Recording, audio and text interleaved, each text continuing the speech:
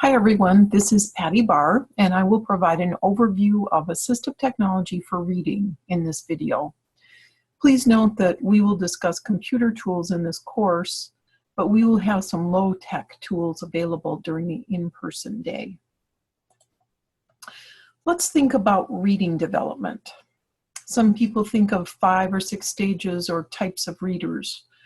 There is the emergent reader who is learning oral language even before they learn the alphabet. Beginning or early readers connect sounds to the printed letters and words. Progressive readers are pretty good at sounding out words and recognizing parts of words. Transitional readers are refining their decoding and word recognition skills as well as their vocabulary and comprehension. Independent readers are able to comprehend. Advanced readers can critically analyze text.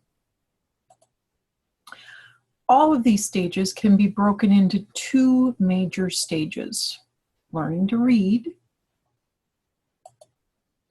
and reading to learn. This typically happens between 3rd and 4th grade. So what happens when students don't follow these stages of reading development at the same rate as other students in their grade?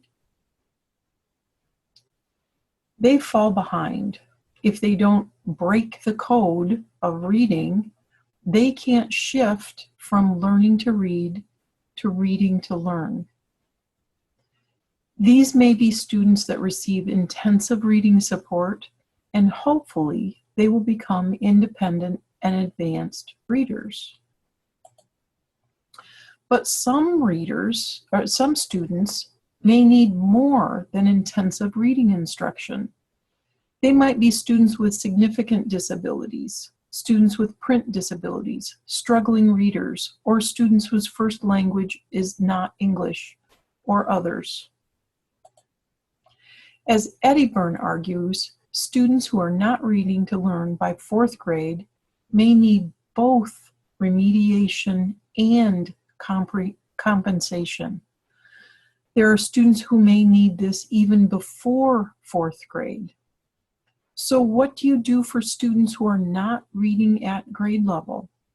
We should certainly be providing intensive reading instruction, but that is typically for up to an hour per day. The rest of the school day, students need to have access to grade level text, which might be provided through assistive technology or compensation.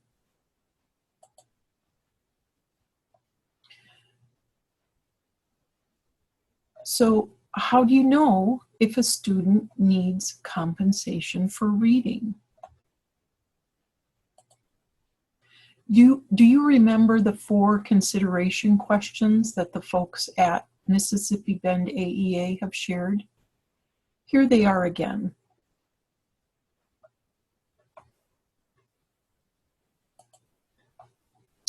These questions might also help us to determine whether or not a student needs a text reader or text leveling or text summary.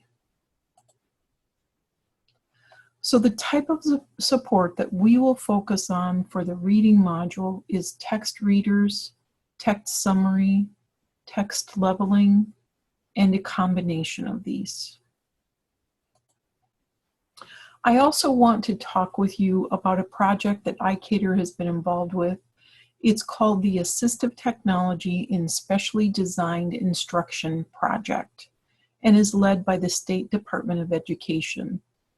In a nutshell, the goal of the project is to help schools to provide quality assistive technology services, starting with reading.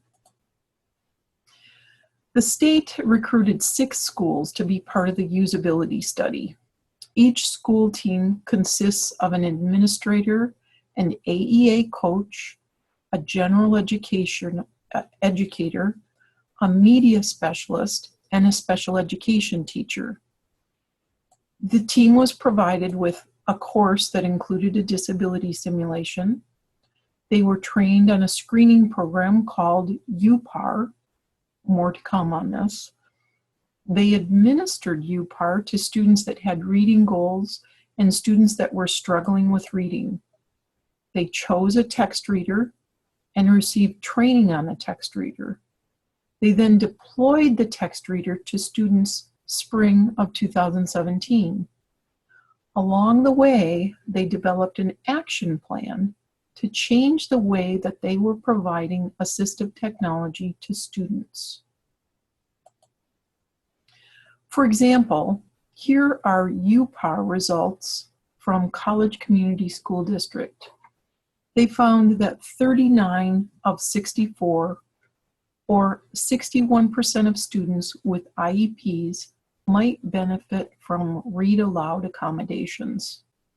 They also found that 11 of 25, or 44% of students with 504 plans for reading might benefit from read aloud accommodations.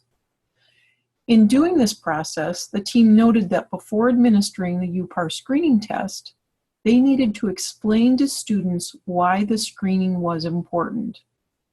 They also found that after the UPAR was given, they needed to walk students through the results and what the results indicated for next steps. So what is UPAR? It's a screening tool to see if a text reader might help a student.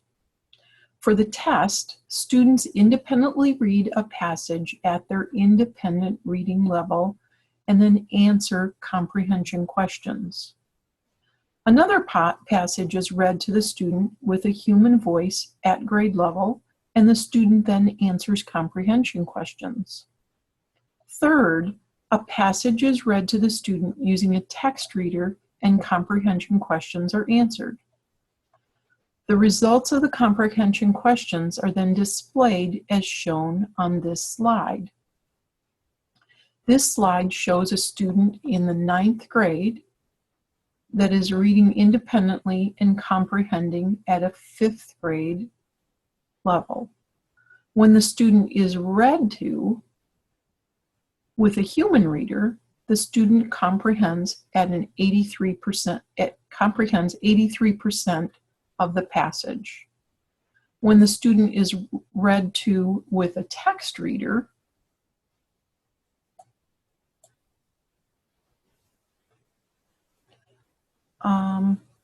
they comprehend at a 58% level with a 9th grade.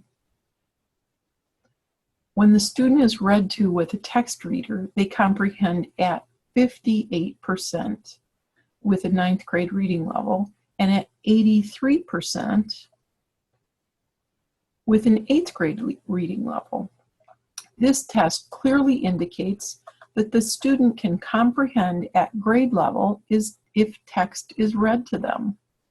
It also shows that students are almost at grade level with a text reader. For this student, the team may want to try a text reader because it gives the student access to text when a human reader is not available.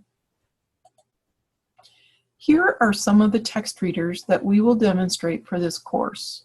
Read Naturally and Select and Speak It are free text readers. Kurzweil, Read and Write, and Snap and Read are robust paid text readers that work across platforms. They are also available with a site license. You might ask if there is anything we can do for students that don't have this dramatic of a test result. If this result is lower, it might indicate that the student could benefit from text summary or text leveling, or some combination of text summary, text leveling, and text reading.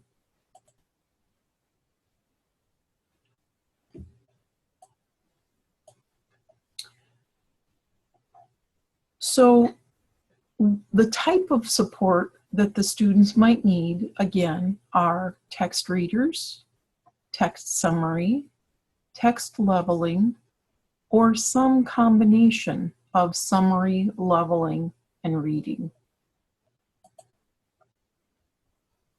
These are a few of the text summary and text leveling tools that you will learn about in the reading module. Please remember that you could use these tools to summarize text, level text, and then read text, or some combination of these tools. Whatever it takes to provide students access to grade level content. Okay, that's it for this video. I look forward to working with you in person soon.